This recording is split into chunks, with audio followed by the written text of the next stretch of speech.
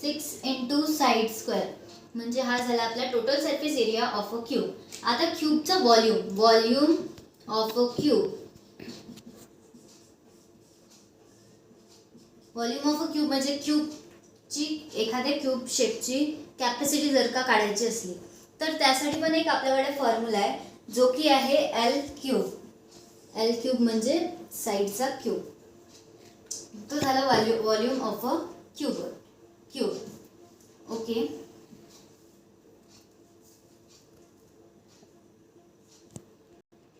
तर third shape आपला आहे सिलेंडर. आता हा जो सिलेंडर आहे त्यामध्ये ही जी परपेंडिक्युलर असते, म्हणजे मधातली जे रेडियस, म्हणजे जे आता सपोज हा एक सिलेंडर आहे आणि या सिलेंडरचा अपर पार्ट आणि लोअर पार्ट हे दोन्ही पण सर्कल असतात, आणि हा जो असते तो त्या सर्कलचा जसं सर्कमफरन्स आपण कन्सिडर करू शकतो.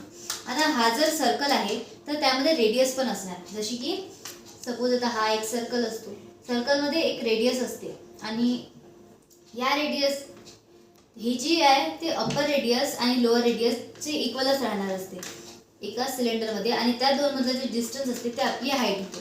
तर सिलेंडरची हाईट आणि रेडियस यावरून आपले सिलेंडरचे फॉर्म्युले डिसाईड होतात. तर सिलेंडरमध्ये सर्वात आधी जो येते तो असतो कर्व्ड सरफेस एरिया. आता curved surface area of a cylinder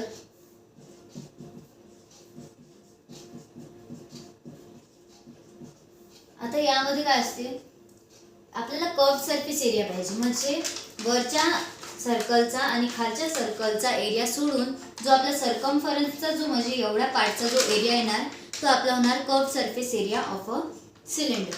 मग आता आपण तो फाइंड करण्यासाठी आपल्याला आरची गरज पडणार आहे.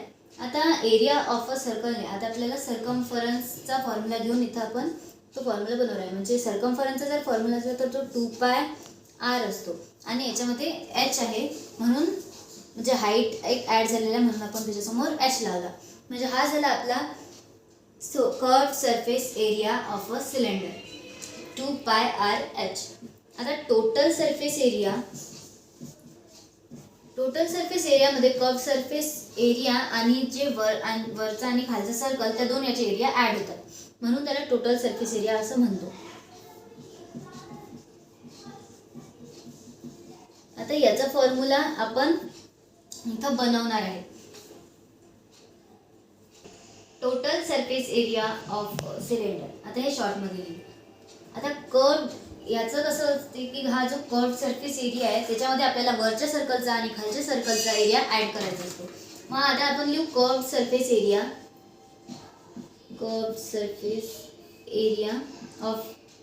ऑफ अ सिलेंडर प्लस, आता 2 सर्कल्सची एरिया आहेत. आता एरिया ऑफ अ सर्कलचा फॉर्म्युला आहे πr². आता इथं 2 दिलेला आहे म्हणून आपण त्याला इंटू 2 करू, म्हणजे 2 इंटू πr² म्हणजे 2 इंटू πr² म्हणजे 2 सर्कलचा एरिया आणि त्याचा कर्व्ड सरफेस एरिया याचं आपण ॲडिशन करू. आता 2πrh हा झाला आपला curved surface area plus 2 in bracket πr². आता या दोन व्हॅल्यूज मधला आपण 2πr कॉमन काढू.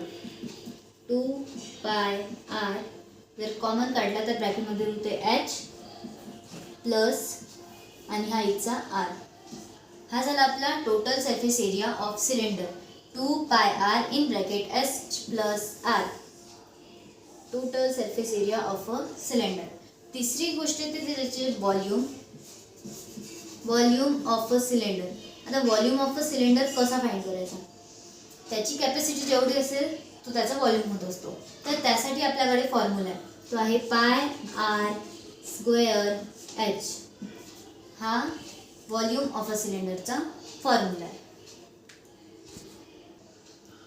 फोर्थ आहे आपला कोन हा शेप सिलेंडरच्या थोडा सिमिलरच येतो. आता कोनमध्ये 2 हाईट असतात, एक असते परपेंडिक्युलर हाईट ज्याला आपण h डिनोट करतो, जी असते परपेंडिक्युलर हाईट, आणि एक असतो L जी की असते स्लॅन्ट हाईट. आता स्लॅन्ट हाईट कशासाठी असतो? स्लॅन्ट हाईट त्याचा कर्व सरफेस एरिया फाइंड करताना स्लॅन्ट हाईट वापरली जाते आणि त्याचा टोटल सरफेस एरिया जर फाइंड करायचं असेल किंवा व्हॉल्यूम जर का फाइंड करायचं असेल तर एचचा यूज होतो. तर आपण आता त्याचे फॉर्म्युले बघू. आता सपोज आपल्याला कधी एच दिलेला असतो, एल दिलेला नसतो, तर कधी आर दिलेला नसतो, तर त्यासाठी आपल्याकडे एक फॉर्म्युला आहे स्लॅन्ट हाईट फाइंड करण्यासाठी. आता यामध्ये जर का दिसत असेल तर एक ट्रायंगल फॉर्म होत आहे. जसं हा या पॉईंटपासून इथपर्यंत आणि हे या 3 पॉईंट्समध्ये एक ट्रायंगल फॉर्म होत आहे जो की आहे राईट अँगल ट्रायंगल. कारण हे परपेंडिक्युलर हाईट म्हणजे तो त्या रेडियसला परपेंडिक्युलर आहे. तर तिथं पायथागोरस थेरमनी आपण ती स्लॅन्ट हाईट फाइंड करू शकतो. तर पायथागोरस थेरम काय म्हणत असते? Hypotenuse square is equals to side 1 square plus side 2 square. तर आता आपण जर स्लॅन्ट हाईट फाइंड करत झालं तर ते झालं या ट्रायंगलची हायपोटेनियस म्हणजे L square is equals to H square plus R square. पण आपल्याला स्लॅन्ट हाईटचा स्क्वेअर न फाइंड करता त्याचा फक्त स्लॅन्ट हाईट जर का फाइंड करायचं असेल तर आपण त्याचा रूट म्हणजे त्याचा स्क्वेअर काढून इकडे रूट लिहून टाकू. म्हणजे तो झाला त्याचा formula. Slant height is equals to under root H square plus R square. दुसरी येते आपला curved surface area. Curved surface area of a cone is equals to curved surface area of a cone. आता याचा जर का curved surface काढायचा असेल तर कोन या प्रकारचा असतो. या कोनमध्ये आता जी मधातली हा जो सर्कल आहे त्यामध्ये एक रेडियस असणार आणि त्याची जे मधातून तर रेडियसच्या म्हणजे त्या सर्कलच्या सेंटरपर्यंत जी जाणार ती आपली परपेंडिक्युलर हाईट असतो आणि ही जी आडवी असते ती आपली स्लॅन्ट हाईट असतो. तर आपल्याला याचा कर्व्ड सरफेस एरिया म्हणजे ओनली हा आउटरवाला जो सरफेस एरिया आहे तो फाइंड करायचा आहे. तर त्यासाठी आपण एच न यूज करता एल यूज करणार आहे. तर आता सिलेंडरचा कर्व्ड सरफेस एरिया काय असतो? 2 पाय आर एच. आता 2 का बरं घेतलेला असतो? कारण त्याच्यामध्ये 2 सर्कल असतात. एक खालचा असतो जसा की हा खालचा आणि वरचा 2 सर्कल असतात. बट आता आपण जर कोन घेत आहे तर त्याच्यामध्ये फक्त एकच सर्कल येतं. तर एक सर्कल येतं म्हणून आपण तो 2 लिहू नाही. 2 पाय आर एच हा जो सिलेंडरचा होता त्यामधला 2 आपण काढून टाकू कारण एकच सर्कल आहे. आणि पाय आर एच. आता आपल्याला एच न घेता एल घ्यावं लागणार आहे कारण ती त्याची स्लॅन्ट हाईट ती याच्याशी रिलेटेड असतो